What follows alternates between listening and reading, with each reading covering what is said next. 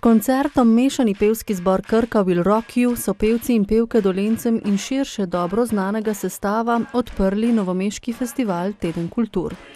Za tokratno pevsko zgodbo so izbrali svetovne pop in rock uspešnice, ki so tudi v zborovskih priredbah odlične, polne energije in čustev, zagotavljajo pevci. Ali imajo prav, pa se, če ste zamudili koncert, lahko prepričate v naslednjih minutah.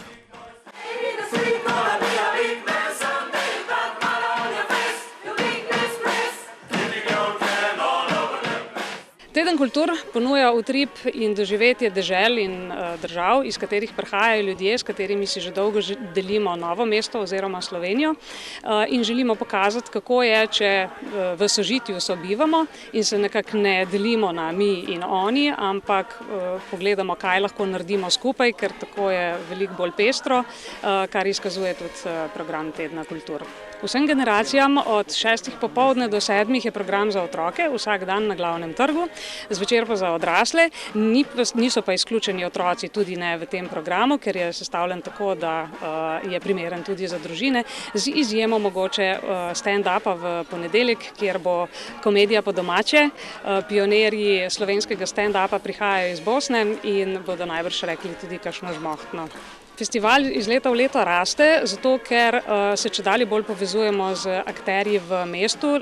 Že drugo leto zapored smo uspeli povabiti zraven tudi vse lokale na Glavnem trgu, povezati skoraj vse zavode v Novem mestu in to se odrazi tudi na programu. Potem je lahko kvalitetnejši, širše občinstvo nagovori.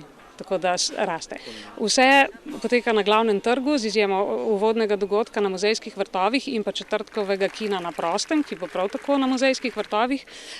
Če pa bo dež, bo pa vse potekalo, vendar pod strehami. Predlagam, da si vsakič sproti obiskovalci pogledajo našo spletno stran ali pa Facebook stran in preverijo, v katerem notranjem prostoru. Ja, to je samo nadaljevanje zgodbe, ki smo jo začeli že 2 leti nazaj.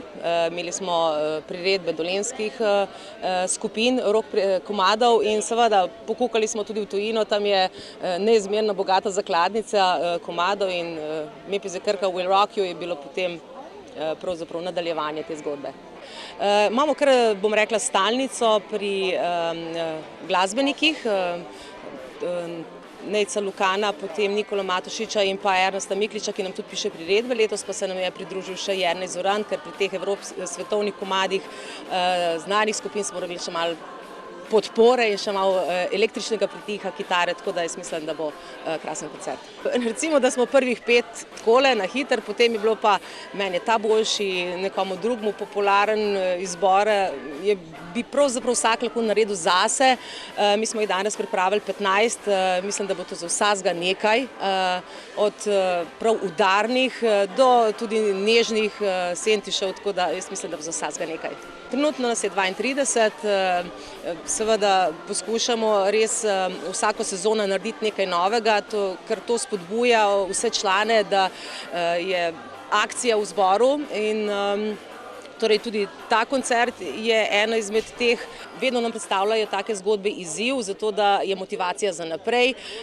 Tudi za naprej postavljamo visoke mejnike in vabimo že zdaj nove člane, da se nam pridružijo.